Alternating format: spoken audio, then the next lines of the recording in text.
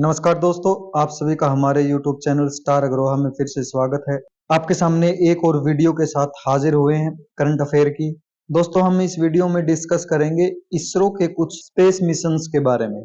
देखिए, हम देखते हैं कि अपने या चाहे किसी भी कंट्री के अंदर हो, यानी कोई भी काम है, कोई वर्क करना है, तो हर एक काम के लिए उससे रिलेटेड एक स्पेशल ऑर्गेनाइजेशन बनाया होता है जो उस काम को देखता है, उसी काम को करता है। इसी तरीके से भारत के अंदर अंतरिक्ष के जितने भी प्रोजेक्ट किए जाते हैं, जितने काम करते हैं, तो उसके लिए हमारे सामने एक ऑर्गेनाइजेशन है इसरो, जिसे हम बोलते हैं, यानी इंडियन स्पेस रिसर्च ऑर्गेनाइजेशन, जिसको 15 अगस्त 1969 के अंदर फाउंड किया गया है, जिसका हेडक्वार्टर बेंगलुरु कर्नाटक के अंदर है।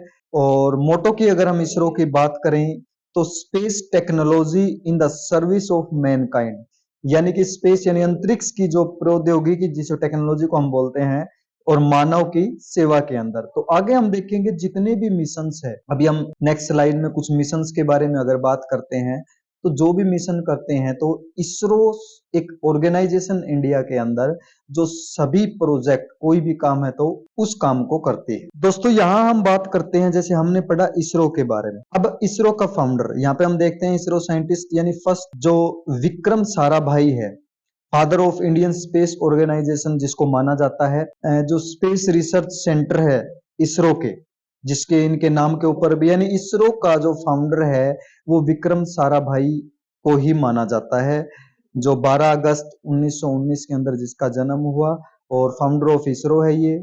और 30 दिसंबर 1971 को इनका स्वर्गवास हुआ है। तो हम देखते हैं कि विक्रम साराभाई के नाम से केरल के तिरुवनंतपुरम के अंदर एक स्पेस सेंटर बनाया गया है, और इसी के नाम पर वहां पे हम बोलते हैं कि विक्रम साराभाई स्पेस सेंटर है। हमने पढ़ा कि विक्रम साराभाई के नाम पर केरल के अंदर एक स्पेस रिसर्च सेंटर है। इसी तरीके से दूसरे जो चेयरमैन हैं सतीश धवन, जो इंडियन मैथमेटिशियन और एरोस्पेस इंजीनियर है, और सेकंड चेयरमैन ऑफ इसरो है। फर्स्ट विक्रम साराभाई है, जिनको फाउंडर भी माना जाता है।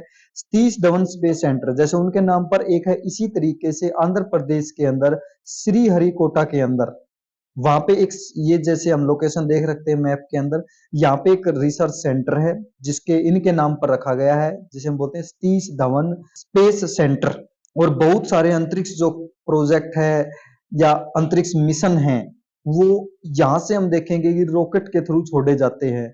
बहुत से सैटेलाइट है यहाँ से छोड़े जाते हैं। बार बार इसका हम जिक्र करते हैं। यहीं पे इसके पास एक पुल्लीकट झील है, के नजदीक ही ये सतीश धवन स्पेस सेंटर है। तो दो सेंटर हम मेन पढ़ते हैं। अब आगे जितने भी हम मिशन देखेंगे तो बार बार या तो सतीश धवन स्पेस सेंटर से उनको छोड़ा जाएगा, और या फिर विक्रम साराभाई स्पेस सेंटर जो केरल के तिरुवनंतपुरम में, वहां से छोड़ा जाएगा। तो दो ये सेंटर है, बार बार हम इसका डिस्कशन करेंगे। और इसरो का जो हेडक्वार्टर की हम बात करते हैं, उसको हमने पढ़ा कर्नाटक के अंदर, बेंगलुरु के अंदर। दोस्तों, जब हम बात करते हैं हमारे सोलर सिस्टम की, यानी सूर्य, कुछ ग्रह जो सूर्य के चारों तरफ चक्कर लगा रहे हैं, जैसे हम बात करें बुध, शुक्र, पृथ्वी, मंगल, बृहस्पति, शनि, अरुण, वरुण, यम, इनमें से हम देखते हैं कि मात्र पृथ्वी एक ऐसा ग्रह है जिसके ऊपर जीवन संभव है। बाकी ग्रहों के ऊपर अभी तक जीवन संभव हो सके ऐसा कुछ नहीं मिला है। लेकिन हम देखते हैं हर देश अपने प्रोजेक्ट के ऊपर काम करता रहता है, और इन ग्रहों के ऊपर अपनी रिसर्च करता रहता है। तो इन्हीं रिसर्च के रिगार्डिंग हम देखते हैं कि भारत ने भी जैसे मंगलयान मिशन किया है, इसके ऊपर कुछ रिसर्च के लिए। और जैसे पृथ्वी है, पृथ्वी का जो एक उपग्रह है, चंद्रमा है, उसके ऊपर भी हम मिशंस के तहत काम करते रहते हैं। तो हर देश जो इनके ऊपर काम करने में लगा हुआ है। मात्र पृथ्वी ही है जिस पर जीवन संभव है। बाकी के ऊपर क्या है, क्या रिसर्च है, उसके लिए हर देश प्रयास कर रहा है। हम देख रहे हैं कि पृथ्वी के अलावा दूसरे ग्रहों पर रिसर्च का काम जारी है, और हर देश लगा हुआ है। बात करते हैं हम अपने देश भारत की। दोस्तों, जब भी अगर दूसरे ग्रह पर जाना है, इंडिया है, इसके इफेक्ट, ग्रेविटी और अंतरिक्ष की हम बात करते हैं, इससे बाहर जाना है, तो अंतरिक्ष में जाने के लिए नॉर्मली हम एक शब्द का यूज करते हैं, जैसे कि रॉकेट। तो भारत के पास यानी इसरो के पास अगर कोई भी सैटेलाइट को छोड़ना है या कोई भी प्रोजेक्ट के लिए किसी भी ग्रह पर जाना है तो पृथ्वी से बाहर यानी इसके आवरण से बाहर जाने के लिए दो व्हीकल हम देखते हैं यूज किए जाते हैं। एक को हम नाम देते हैं पीएसएलवी और दूसरे को हम देते हैं जीएसएलवी। जीएसएलवी यानी जियो सिंक्रोनोस सैटेलाइट लॉन्च व्हीकल और PSLV polar satellite launch vehicle. जितने भी हम प्रोजेक्ट देखेंगे जो कि अंतरिक्ष में छोड़े जाते हैं, चाहे कोई भी मिशन हो, तो बार बार हम पढ़ेंगे इन्हीं दो व्हीकल के अंदर से उनमें नाम मिलेगा, या तो पीएसएलवी के द्वारा उसको छोड़ा गया है और या फिर जीएसएलवी के द्वारा उसको छोड़ा गया है। तो अब हम पढ़ते हैं इसरो यानी भारत के कुछ मिशंस है जो अंतरिक्ष में किए गए हैं। सबसे पहले हम बात करते हैं कि पृथ्वी जिसका एक उपग्रह चंद्रमा है यानी मून मिशन के बारे में, मून के ऊपर जो मिशन भेजे गए हैं। सबसे पहले अगर मिशन की हम बात करते हैं तो 22 अक्टूबर 2008 में पहला मून मिशन किया गया था, जिसके अंदर कुछ वाटर मॉलिक्यूल्स का पता लगाया गया था। इसके कुछ समय यानी बहुत समय बाद हम बात करते हैं कि चंद्रयान 2 जो सेकंड मून मिशन था 22 जुलाई 2019 को किया गया था। और ये मिशन मुश्किल यानी कि क्यों था, क्योंकि इस मिशन का जो मेन पर्पज है वो चंद्रमा के साउथ पोल के ऊपर लैंड करना था।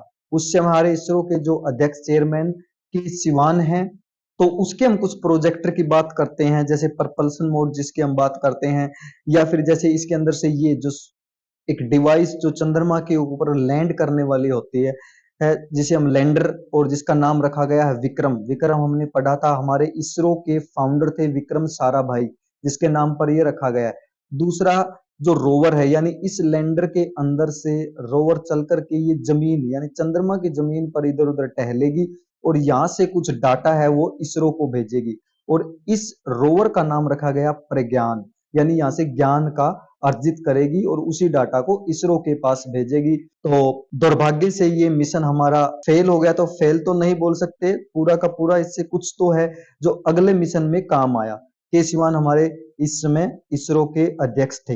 हमने देखा कि चंद्रयान 2 यानी चंद्रमा पर लैंड होने से पहले ही वो डिस्कनेक्ट हो गया था कुछ किलोमीटर रहते ही। उसके बाद 14 जुलाई 2023 को फिर से भारतीय साइंटिस्ट ने एक और प्रयास किया और इस बार सफल रहे, जिसकी लैंडिंग यानी चंद्रयान 3 जिसको नाम दिया गया है, और 23 अगस्त 2023 को चंद्रमा के साउथ पोल पर सुरक्षित ये लैंड कर गए जो हमने मिशन भेजा था। इस समय हमारे इसरो के जो चेयरमैन हैं वो एस सोमनाथ जी है, और इस प्रोजेक्ट को हैंडल किया है महिला साइंटिस्ट रितु श्रीवास्तव जी है जो यूपी लखनऊ से है। रितु श्रीवास्तव जी जो इसरो की एक साइंटिस्ट है और इन्हें रॉकेट वुमेन ऑफ इंडिया के नाम से भी जाना जाता है, जैसे एपीजे अब्दुल कलाम को मिसाइल मैन के नाम से जाना जाता है। तो ये हमारा मिशन सक्सेसफुल रहा और भारत दुनिया का पहला देश बना जिसने चंद्रमा के साउथ पोल के ऊपर सुरक्षित लैंडिंग की है। चंद्रयान 3 से रिलेटेड हम कुछ फैक्ट्स यहाँ पर देखते हैं, जैसे प्रपल्सन मॉडल जो कंप्लीट मॉडल है यहाँ से, इसके अंदर जिसका वेट 2148 केजी था। और फिर हम बात करते हैं कि लैंडर जिसको विक्रम साराभाई के नाम पर रखा गया है, विक्रम इसका नाम, और 1752 केजी वेट है। उसके बाद रोवर जो इस लैंडर से रोवर करते हुए जमीन पर आएगा चांद की और वहां से डाटा कलेक्ट करके इसरो के पास भेजेगा जिसे हमने प्रज्ञान नाम दिया है। चंद्रमा के मिशन के बाद अब हम दूसरे और इसरो के कुछ मिशंस हैं उनकी बात करते हैं। जैसे हम बात करते हैं एक्सपोसैट, एक्सरे पोलराइमेट्री सैटेलाइट मिशन। दोस्तों हम देखते हैं जैसे वेव के बारे में हमने फिजिक्स में पढ़ा है कि दो तरीके की वेव हम देखते हैं, एक मैकेनिकल वेव और एक इलेक्ट्रोमैग्नेटिक वेव। मैकेनिकल वेव जिसमें हम पढ़ते हैं कि इसको चलने के लिए यानी प्रोपोगेट करने के लिए एक मीडियम की आवश्यकता पड़ती है, जिसके कारण इसकी एप्लीकेशंस कुछ कम हो जाती है किसकी बजाय इलेक्ट्रोमैग्नेट, क्योंकि इलेक्ट्रोमैग्नेट को प्रोपोगेट करने के लिए कोई भी मीडियम की जरूरत नहीं पड़ती है। इसलिए साइंटिफिक काम या अंतरिक्ष में कोई काम है तो वहां पे हम इलेक्ट्रोमैग्नेटिक का बार बार नाम सुनेंगे। तो इलेक्ट्रोमैग्नेटिक्स के कुछ पार्ट्स यहाँ पे हमने देखे हैं, जैसे कि गामा रे का यूज है, जैसे हम वेवलेंथ की बात करते हैं और एनर्जी, यानी वेवलेंथ और एनर्जी का अगर हम डिस्कशन की बात करें तो ये दोनों एक दूसरे के इनवर्सली प्रोपोर्शनल होते हैं, यानी वेवलेंथ कम तो एनर्जी ज्यादा। जैसे एक वेव की अगर हम बात करते हैं, यानी एक ये वेव है और एक ये बीच की ये जो लेंथ है, इसकी हम बात करते हैं कि ये वेवलेंथ है। जितनी वेवलेंथ कम होती है किसी भी रे की, तो उसके अंदर एनर्जी ज्यादा होती है। तो उसी तरीके से हम उसी इंक्रीजिंग ऑर्डर के अंदर यहाँ पे कुछ रे रखी गई है, जैसे कि गामा रे, जिसकी वेवलेंथ सबसे कम है और एनर्जी यानी इसके अंदर भरपूर है, जिसका हम यूज देखते हैं कि कैंसर ट्रीटमेंट ट्रीटमेंट के अंदर इसका यूज किया जाता है। उसके बाद हम बात करते हैं एक्सरे की। जैसे नॉर्मली हमने देखते हैं कि मेडिकल लाइन में एक्सरे यानी कि जो हड्डियों वगैरह उसकी स्टडी के लिए हम इसका जिक्र करते हैं। उसके बाद हम बात करते हैं यूवी रे की, जो वाटर प्योरिफिकेशन के अंदर इसका यूज किया जाता है। विजिबल रे यानी जो हमें देखने के योग्य बनाती है, जैसे बल्ब हम करते हैं तो जो रे की वो फॉर्म है लाइट फॉर्म, जिस वो भी फिर हम देखते हैं कि सात रे है उसके अंदर, जैसे विबग्योर के नाम से हम उसको जानते हैं, उन 7 रे के साथ मिलके बनी हुई होती है। उसके बाद हम बात करते हैं इंफ्रारेड वेव की। इंफ्रारेड वेव है जो कि हीटिंग इफेक्ट है जिसका, उसके अनेक पर्पज के लिए इसका यूज किया जाता है। माइक्रोवेव जिसकी हम बात करते हैं, यानी माइक्रोवेव ओवन के नाम से भी आपने सुना होगा, खाना वगैरह आदि पकाने के लिए इस वेव का यूज करते हैं। उसके बाद हम बात करते हैं रेडियो वेव, यानी सबसे मेन इंपॉर्टेंट, यानी कि कम्युनिकेशन यूज के लिए इसका हम यूज करते हैं। रेडियो हम एक डिवाइस होती है जिसको हम बोलते हैं कि रेडियो, यानी वो रेडियो वेव के ऊपर काम करती है। और ये इनका जो ऑर्डर है वेवलेंथ के इंक्रीजिंग ऑर्डर के अंदर है, और वेवलेंथ जैसे जैसे बढ़ती रहेगी एनर्जी उसकी डाउन होती रहेगी। तो ये जो एक्सपोसेट मिशन है, एक्सरे के ऊपर स्टडी करने के लिए मिशन किया गया है, जो कि भारत का पहला मिशन। तो एक्सरे से रिलेटेड ये मिशन है, यानी उसका ओरिजिन क्या है, कहां से प्रोपोगेट, कहां से वो एंगल उसका जो हो रहा है, इन सब की से रिलेटेड इसकी स्टडी के लिए इसरो द्वारा ये एक एक्सपोसेट मिशन लॉन्च किया गया है। इसरो और RRI यानी ये रमन रिसर्च इंस्टीट्यूट के द्वारा मिलकर एक्सपोसेट मिशन पे काम किया गया है। तो ये हम देखते हैं कि मून मिशन के बाद एक और मिशन इसरो का जो एक्सरे की स्टडी के लिए किया गया है। उन 2 मिशंस के बाद हम बात करते हैं कि सूर्य की स्टडी करने के लिए इसरो द्वारा एक आदित्य L1 मिशन को लॉन्च किया गया है 2 सितंबर 2023 को। ये श्रीहरिकोटा आंध्र प्रदेश में हमने देखा था, जो सतीश धवन के नाम पर रिसर्च सेंटर है, वहां से इसको लॉन्च किया गया। तो यहाँ से दोस्तों हम बात करेंगे एक L1 पॉइंट की, यानी 2 ऑब्जेक्ट यहाँ पे हम देखते हैं कि पृथ्वी और सूर्य। L1 किसी भी जैसे खगोलीय पिंड है सोलर सिस्टम के अंदर, जो भी स्टडी किसी की हम करते हैं तो उसके लिए 5 पॉइंट निर्धारित किए गए हैं जिसके माध्यम से उसको स्टडी किया जाता है। L1 जिसको लैग्रेंज पॉइंट बोलते हैं, ये वह पॉइंट है जहां पर यानी दोनों ऑब्जेक्ट का जो नेट इफेक्ट है वो 0 है, यानी बोल सकते हैं यहाँ पे पृथ्वी की ग्रेविटी भी काम नहीं करेगी और ना ही सूर्य का इसके ऊपर कोई इफेक्ट होगा। तो इस पॉइंट के ऊपर और इस पॉइंट के होलो ऑर्बिटर के अंदर ये जो आदित्य L1 सैटेलाइट है इसको छोड़ा जाएगा, जो सूर्य की स्टडी करेगा। इसरो का एक और मिशन मिशन मंगलयान, जो 5 नवंबर 2013 को किया गया था, जिसे मार्स ऑर्बिटर मिशन कहा गया है, यानी मोम के नाम से भी जिसको जाना जाता है। यानी मार्स ग्रह के ऑर्बिट यानी मार्स की स्टडी के लिए ये मिशन किया गया है दोस्तों। यहां से हम देखते हैं कि मार्स के 2 चंद्रमा यानी 2 उपग्रह फोबोस और डिमोस के नाम से हम उनको जानते हैं, और मंगल ग्रह पर पहली ही कोशिश में हमें कामयाबी मिली, यानी पहली कोशिश में ही हमारा जो ये मिशन है सक्सेसफुल रहा और इसे मंगल की कक्षा में स्थापित कर दिया गया। और दोस्तों भारत पहला एशियाई देश बना जो मंगल ग्रह पर इस तरीके का मिशन करने वाला।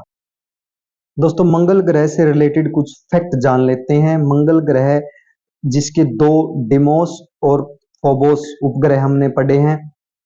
मंगल ग्रह पर आयरन ऑक्साइड की मात्रा ज्यादा पाने के कारण इसका जो रंग है लाल कलर है, जो लाल भूरा कलर हम बोलते हैं, जिसके कारण इस ग्रह को लाल ग्रह के नाम से भी जाना जाता है। और इसके वायुमंडल की अगर हम बात करते हैं तो 95% कार्बन डाइऑक्साइड है। दोस्तों अब हम बात करते हैं मानव मिशन, यानी इसरो अपना पहला मानव मिशन करेगा, जो कि मिशन गगनयान के नाम से जाना जाएगा। इसके अंदर पहली बार है मानव को अंतरिक्ष के अंदर भेजा जाएगा। जैसे हम बात करते हैं, इसमें एयरफोर्स से 4 एस्ट्रोनॉट्स के रूप में इनको सिलेक्ट किया गया है। जैसे प्रशांत बालकृष्णन जो ग्रुप कैप्टन है, दूसरे ग्रुप कैप्टन अजीत कृष्णन, और तीसरे जो ग्रुप कैप्टन है अंगद प्रताप, और फोर्थ नंबर पे है विंग कमांडर शुभांशु शुक्ला जी। और इससे पहले दोस्तों एक ये रोबोट के रूप में हम कह सकते हैं जिसे वयोमित्रा के नाम से जाना गया है, यानी एक बार इनको भेजने से पहले टेस्टिंग के तौर पर इनको भेजा जाएगा। इस मिशन के तहत इन चारों एस्ट्रोनॉट्स को अंतरिक्ष में जो हमारी पृथ्वी उसकी लोअर ऑर्बिट के अंदर भेजा जाएगा, जो कि 400 किलोमीटर अवे है। और दोस्तों 9,000 करोड़ रुपए का ये टोटल प्रोजेक्ट बताया जा रहा है। 16 मिनट की टाइम स्पेंड करके वो वहां तक पहुंचेंगे और 3 दिन इनको वहां पर ठहरना होगा।